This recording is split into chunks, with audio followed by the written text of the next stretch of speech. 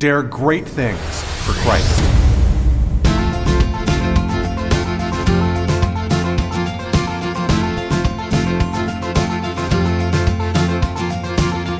Christ calls us to dare great things. In the marketplace, as well as in the mission field, there has never been a time like the present for the spirit of the Catholic entrepreneur. Now is the time for men and women of great courage and great vision to engage our church and our culture. Now is the time to dare great things. And here is your host as we dare great things, Father Nathan Cromley, the president and founder of the St. John Institute. Leaders don't get to be in the positions that they have by doing nothing. Instead, they're men and women of action. But does this mean that they have to leave their people behind? Is there a way to unite both action and productivity and caring for the advancement of our people? In the Catholic imagination, the two are linked. In the 13th century, a Dominican friar named St. Thomas Aquinas gave valuable insight into this very question by comparing human leadership with God's government of the world. Welcome, everybody. I'm glad to have you back with us again. First of all, I just want to thank you and salute you for even taking this course with the St. John Leadership Network. Because, how many business people would naturally think that they're going to be reading theology, and by reading theology, learning about what it means to lead? Usually we kind of think of spirituality and religion as being something you put on the side, almost like dressing on your salad. It makes the salad really great, but you're not there for the dressing, you're there for the salad, right? And so in the same way, hey, we got a job to do. And so if we can do it on the side by knowing something about God and Him making us feel good, well, then everything is good in life. But let's not put our focus there. And I can understand that, because practically put, that is what you have to do. You've got a job to do. You need to do it. But by the same token, it doesn't behoove you to do it poorly. And how do you do that job well will depend on the philosophy, the mindset that you have, that you take into it. It's not just, in other words, about effectuating work. It's about how you effectuate that work. And when you're an organizational leader, you're dealing with something extremely complex, maybe the most complex thing that there is, the human person. We all know that it's not just a question of getting our jobs done. We have to actually lead people to do them with us and to do them for us. And that's a science in and of itself. And it's extremely difficult because you're dealing with human motivation, and therefore you're dealing with human baggage, right, that everyone brings into the jobs with them. And you're dealing with the culture around you, which is forming your workers into a certain mindset that may or may not be compatible with the culture that you've created there in the workplace and what you need them to perform with. And that's not even talking about all of the interpersonal dynamics between folks as the people don't get along or people don't communicate, and pride and jealousy. You've almost got to be a rocket scientist to make this thing happen, right? Well, not a rocket scientist, of course, but you have to be, a philosopher. Even the military, for example, is very interesting. When they have their officers who are commissioned into the branches, there's reading lists for them. If you're going to serve in the military as an officer, you need to have read a certain number of books, and a lot of them about leading people. But the question is, what's in those books? Where does that come from? And it comes from a philosophy. Each book is going to have a set of philosophical underpinnings that determine what it tells you about leadership. And you can find this in all the different books. If you do any kind of studies into how to motivate people, how to find good people, how to balance your time, how to delegate a task, all those different questions, ownership, etc., all those things that you're going to study in your various leadership books come from somewhere. They have a set of basic principles that then they elaborate in a beautiful way to be very effective for you. Well, I think that the Catholicism and Christianity is that basic set of principles that we can also elaborate for you, so that your leadership training and your understanding about what you do is actually based in the principles that God gives. And actually, that's why we exist at the St. John Leadership Network. We're trying to help you to do just that. And that's why you're reading theology. You're going back to the principles, in other words, and we're elaborating in and through those principles the beautiful ways that those things can impact and guide you as a leader, so that you're not just leading according to the ways of the world, but that you're leading according to the ways of God. And if we could have leaders that would lead according to the ways of God in their workplace, our whole world would be better off. I happen to think that if Jesus Christ was the CEO of your company, it would be a better company.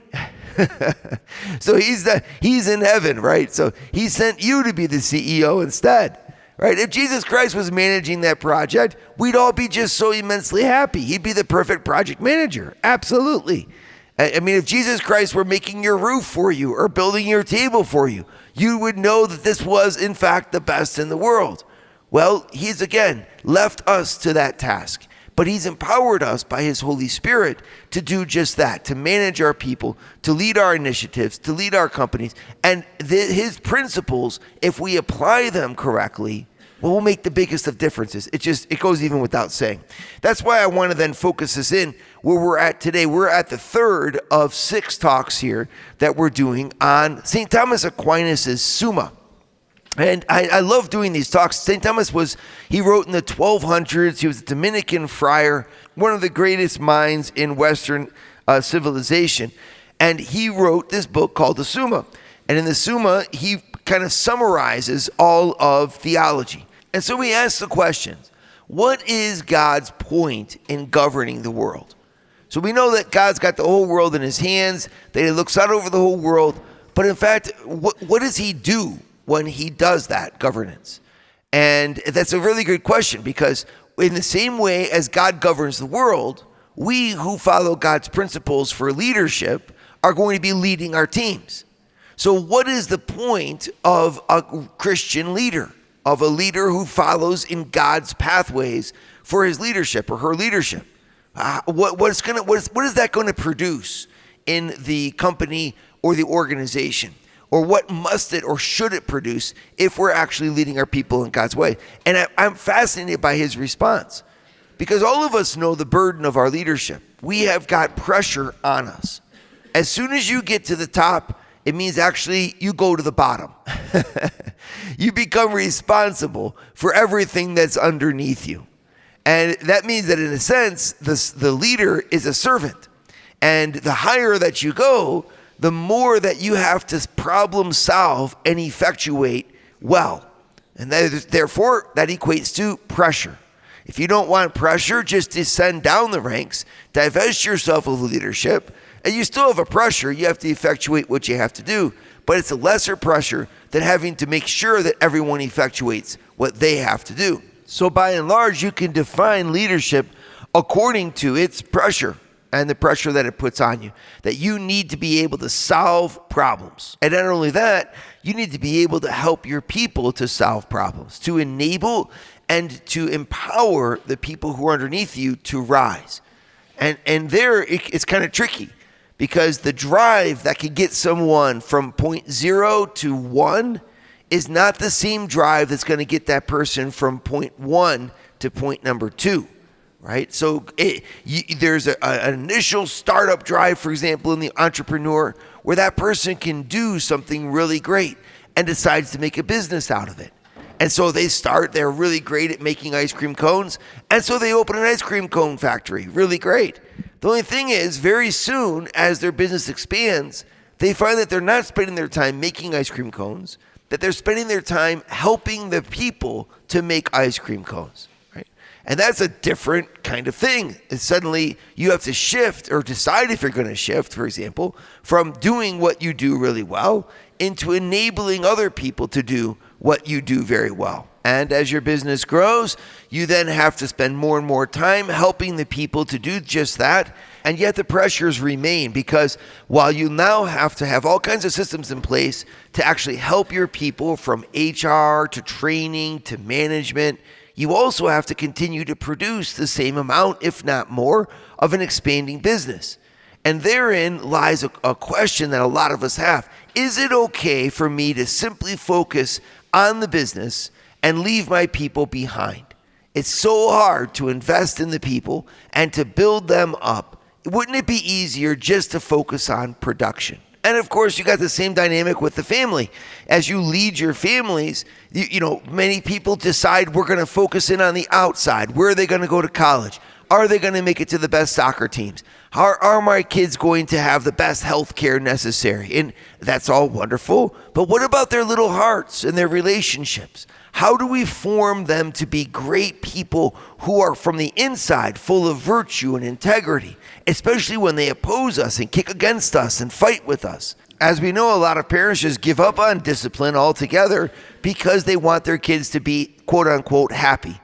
But they're not necessarily happy because they're not good. They're good on the outside, but they don't know who they are on the inside. You see, all human leadership is trying to accomplish in our little sphere an imitation of what God accomplishes when he governs the whole world. So by looking at how God governs the world, we can get some really valuable insights as to how we ought to lead in our own spheres of influence. And this is exactly what Thomas Aquinas gives us. Would you like to hear more from Father Nathan? Join the St. John Leadership Network and receive a 2-minute glance at the gospel every Sunday morning right to your phone. To learn more, go to www.stjohnleadershipnetwork.org/member and join for free today.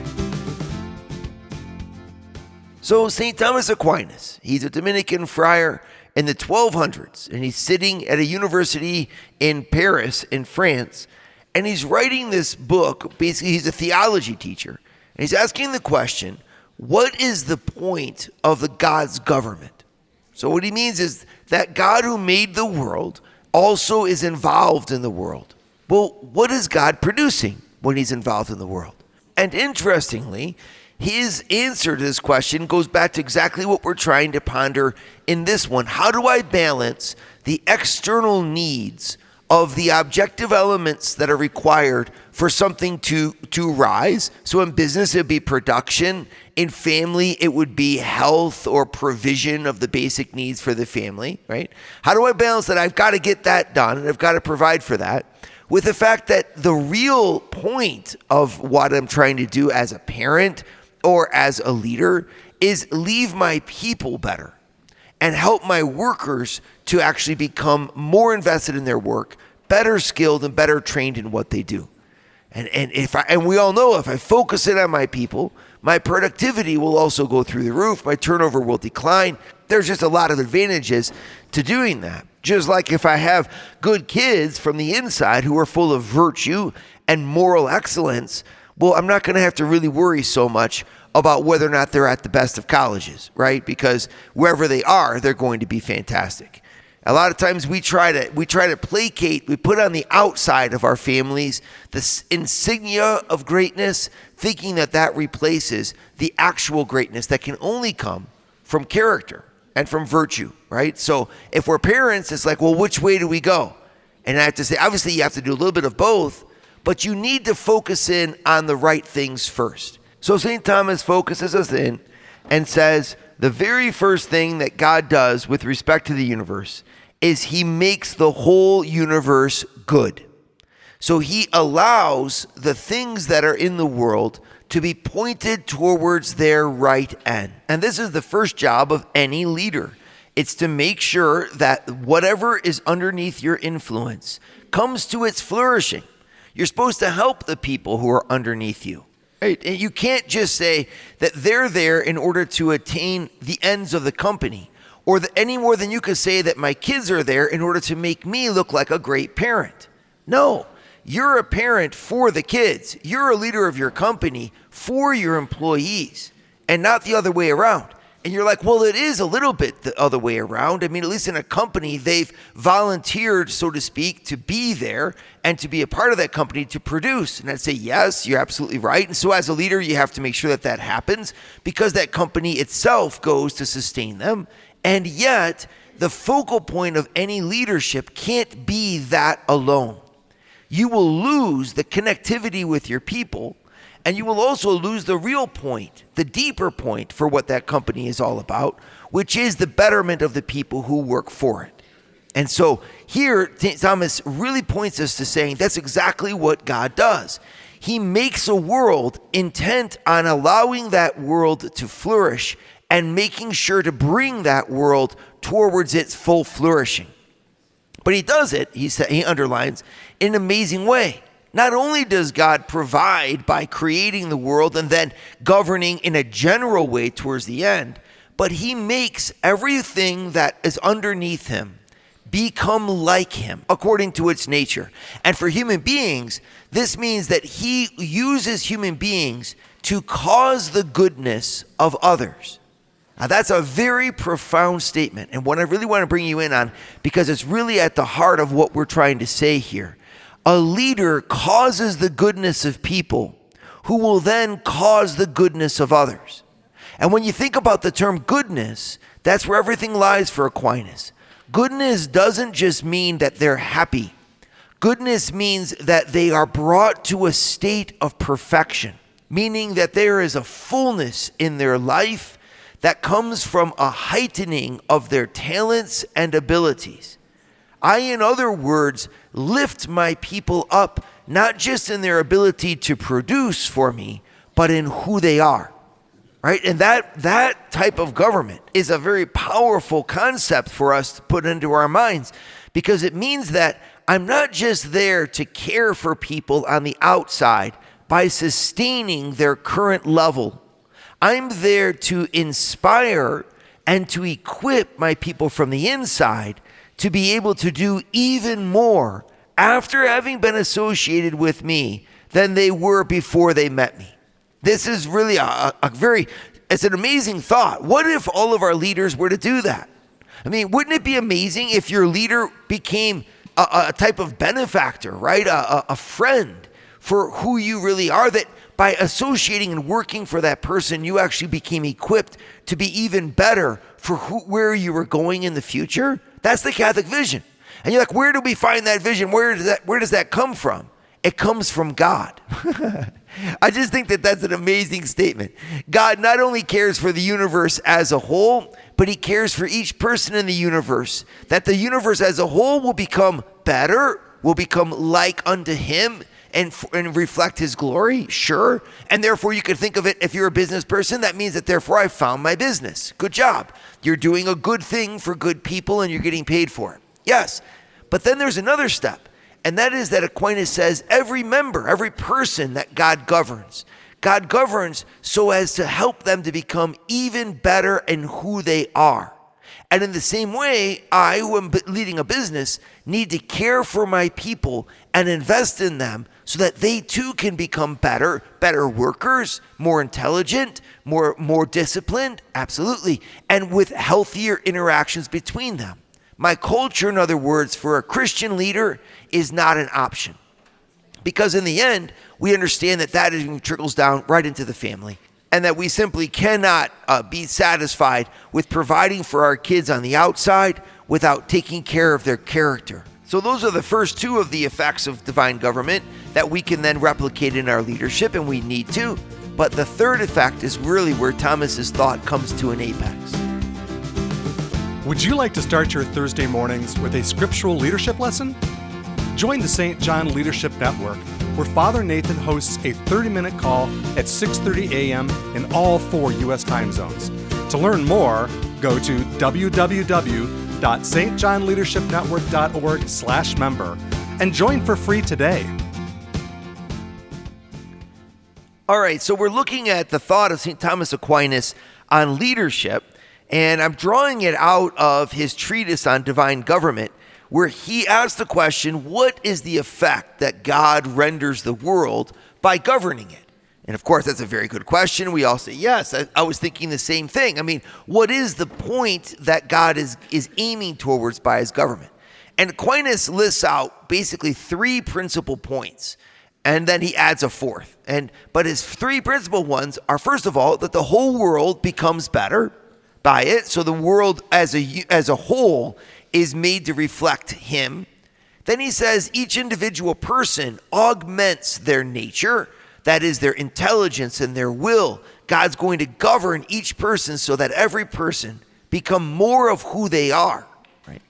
And then the third effect, and this third one is really where the brilliance shines forth, and it's so fruitful for us as we consider the impact of our leadership. He says that creatures imitate their creator in that they become causes of goodness by moving other creatures to also be good themselves. In other words, God causes creatures to be so good that not only are they perfect, so to speak, in themselves, but that they cause other creatures to then be good. It's one thing, in other words, to be good and to be complete, to be intelligent, to be skilled, to be ethical. Okay, nice.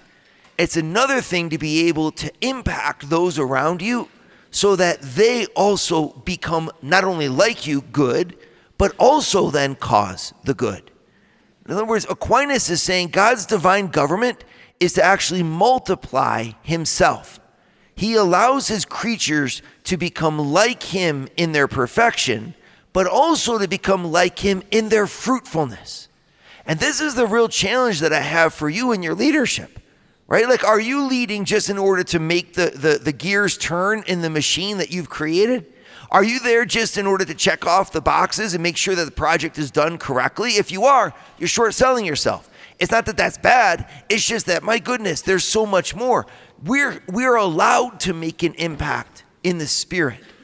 And you make an impact in the Spirit when another person, by being around you, catches the same flame that's inside of you.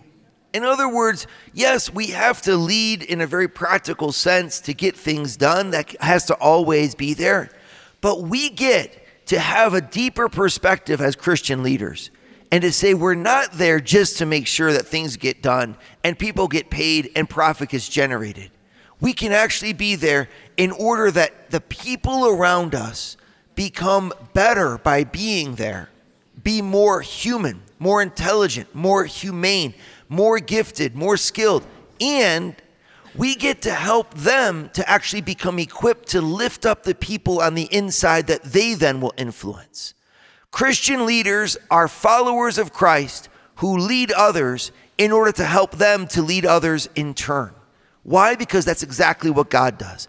God, who governs the entire world, has made you a mom, right? So now you're a mom. Well, you're like, why wouldn't God just be the mom? God is perfect. He could be a much better than a mom than I can. Well, I know he absolutely can. But he chose you to be a mom. Why? Because he wants you to not only be a nice person, but to know that deep joy and dignity that comes from helping create leaders of your children. Young people who will also be just like you are, a person who gives life and spirit to those around them. This is the real beauty of God's government. God's government is not that he be in charge and that we be totally subservient to him. It is, of course, there's a perspective where you can say that that's valid, absolutely. But the neat thing about God's government is that he is in charge of people whom he then asks to be in charge of areas of their world. And he asks them to be in charge of areas of their world, of his world, in such a way, in the same way that he was. Meaning that they then are to lead people into leadership, to cause people to be good by causing them to be able to cause others to be good. There's a dynamic, catalytic aspect to God's divine government. He really places himself underneath the creature's true perfection, not just in a static way by them actually developing into what they are, but in a catalytic way where we develop into whom we are in a way that gives other people permission and ability to develop into who they are, so that in the same way they can then pass that on. There's two dimensions, in other words, to a Christian notion of perfection. One is to have everything that you need and have everything that's required. And the other is to pass that ability on to those who are around you in such a way that they can do the same. What a vision. What a vision, because if I were to apply that into my workplace environment, I would understand the importance of the training and the empowering of my employees, not just from the point of view of skills, but also from the point of view of interpersonal management and motivation. To unleash, in other words, a herd of lions, right? Wouldn't it be wonderful to have our company harnessed to stallions that were just pulling the thing forward of their own volition? instead of having to be prodded and kicked along the way. No way, right? It'd be amazing to have people that are free and that want this thing. And that's the goal of a leader.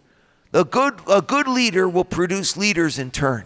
And that's just it's so wonderful to see that that's actually a very profound Christian concept all the way from the 1200s that's written. And of course, he's citing back and going even further to a whole antiquity of thought that simply decides to look at our roles as a leader in the light of the ultimate leader, which is God. And just as God provides for the whole universe's good, and then allows each person to have a flourishing of their character, he then adds to it in a third way, in a third effect, that ability that each creature can have to cause the goodness of those around them. This is the vision that you can catch for yourself as a leader. When God made you a leader, he didn't just make you a leader to do something. He made you a leader to inspire others. The deepest legacy of your leadership is in the people who are around you. Your inventions will fade away. Your structures will one day vanish. But the impact of the Spirit, where you lifted people up in such a way as to help them to lift up people underneath them and around them, that's like a ripple in a pond that simply does not die. It continues and it even grows with time. Make your seed bed, in other words, the Spirit. Just as God makes the whole world and then through freedom allows each one of us to generate goodness in others, so he's given you a business, he's given you a family. Use it wisely. Put your energies into the deepest impacts you can make. The impact of releasing other people's ability to make impact themselves.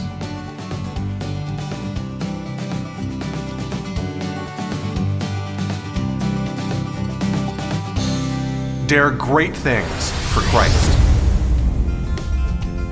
Share your feedback with Father Nathan. Send us an email at info@stjohninstitute.org. That's info@stjohninstitute.org. And don't forget to subscribe to premium video content to form, unite, and inspire you at Eagle Eye Pro on our website, eagleeyeministries.org. That's eagleeyeministries.org.